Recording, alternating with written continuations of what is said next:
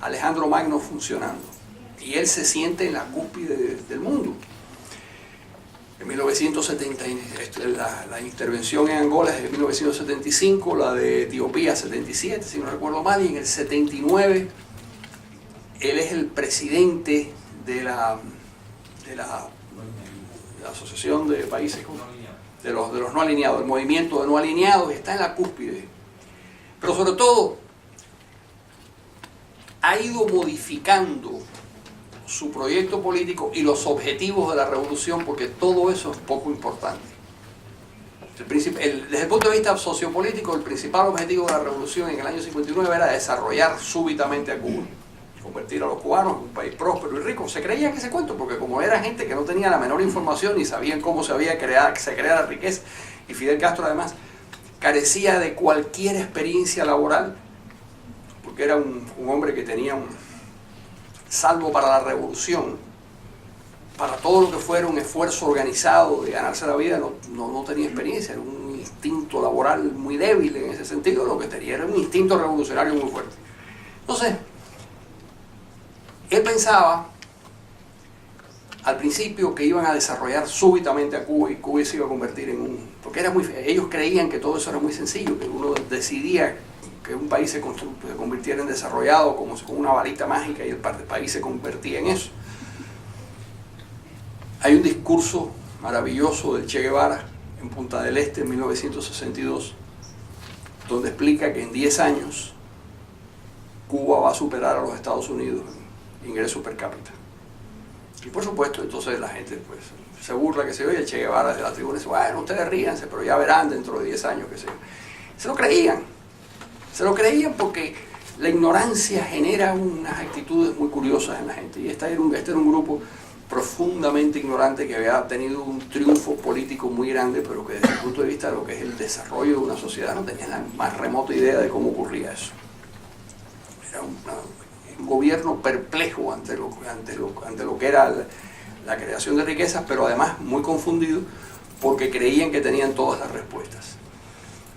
De la mano de los soviéticos cambian el discurso político, cambian la organización del Estado cubano y cambia la estrategia de conquista.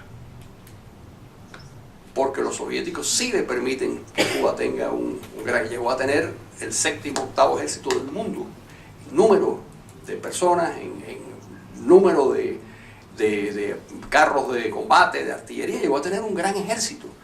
Ese ejército después se fue consumiendo y fue desapareciendo como consecuencia de la crisis, pero hay un momento en el que el ejército cubano era el ejército más grande de América, excluido el de Estados Unidos. Era más grande que el de Brasil, por ejemplo, que es una cosa asombrosa. Y estamos hablando de los años 79, años 80. Se produce, y estoy saltando, se produce el descalabro de la Unión Soviética en el año 91, año 89, la caída del muro, el derribo del muro. El muro no se cayó, lo derribaron. Y a partir de esa experiencia, tenemos a un señor indiferente a la realidad. Hay que revisar los discursos de Fidel del año 90, 91, 92, que son asombrosos.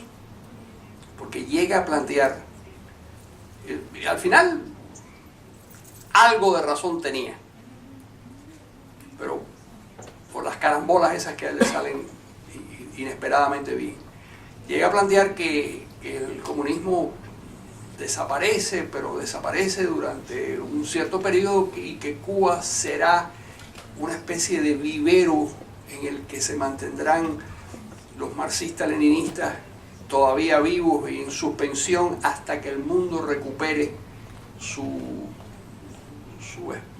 esperanza en el marxismo, y entonces en Cuba podrán encontrar inspiración para la reconstrucción del sistema, que es la frase que se dijo tantas veces de que Cuba se convertía en el parque jurásico del marxismo-leninismo.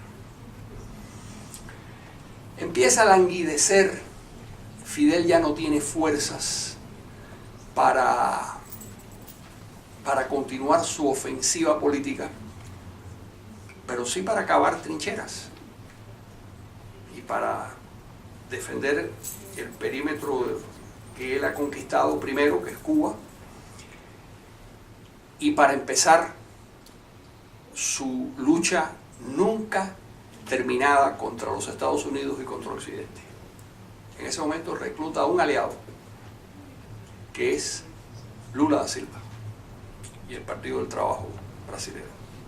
Y entre Lula da Silva y Fidel Castro crean el Foro de Sao Paulo. El Foro de Sao Paulo es un vertedero de grupos políticos que vienen de la izquierda más feroz, que se ha quedado sin la Unión Soviética, se ha quedado sin referencias ideológicas, que están desperdigados por distintos países y acaban todos carenando en ese Foro de Sao Paulo, que al principio no es otro sitio que eso, un foro para estar juntos, para acompañarse en medio del dolor de la desaparición del comunismo. Y ahí están las FARC colombianas y están los terroristas, exterroristas guatemaltecos y salvadoreños, es decir, toda esa patulea siniestra de la izquierda violenta carena en ese grupo, que es el Foro de Sao Paulo. En ese momento están reconstruyendo sus relaciones. Cuando en 1992, en Venezuela, aparece un personaje extraño que es Hugo Chávez, intenta dar un golpe militar y fracasa. Poco después intenta dar un segundo golpe militar desde la cárcel y fracasa también. La primera reacción del gobierno cubano es la condena, porque les parece un golpe fascista.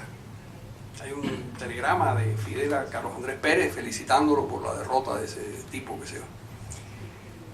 Pero en el año 95, después de que Hugo Chávez sale de la cárcel y lo amnistían y todo esto, va a Cuba. ¿Por qué va a Cuba? Pues estas son las grandes paradojas de la historia. El gobierno de Caldera, en ese momento en Venezuela, había invitado a Jorge Mas Canosa a una recepción, ya que se reuniera con el presidente venezolano Rafael Caldera. Entonces la venganza del gobierno cubano fue invitar a Hugo Chávez. Y cuando Hugo Chávez llega a Cuba, se produce un flechazo de amor incontrolable. Los dos caen rendidos uno frente al otro. ¿Por qué? Porque deliran en la misma sintonía. Son dos grandes locos que empiezan a desarrollar lo que nunca se apagó en el corazón de Fidel, que es la voluntad de conquistar el planeta. 1998, elecciones, gana el señor Hugo Chávez, empieza un acercamiento entre los dos países que se estimula de una manera sorprendente en el 2002, después de abril del 2002, cuando fracasa el golpe, fracasa no, porque no fracasó, sino cuando se desintegra el golpe contra Hugo Chávez y él retorna al poder. Entre otras cosas, retorna al poder por la ayuda que le da Fidel. Fidel es muy importante en el regreso de Chávez al poder. Monta una intriga internacional donde no se ahorra ningún gesto para conseguir que Chávez regrese al poder. Entre otras cosas, por ejemplo, llamar por teléfono a Aznar, que era presidente de gobierno en España, y pedirle a Aznar que interviniera para salvar la vida de Hugo Chávez. Y Aznar lo hace. Pero esa llamada Aznar, no, hay 40 llamadas semejantes.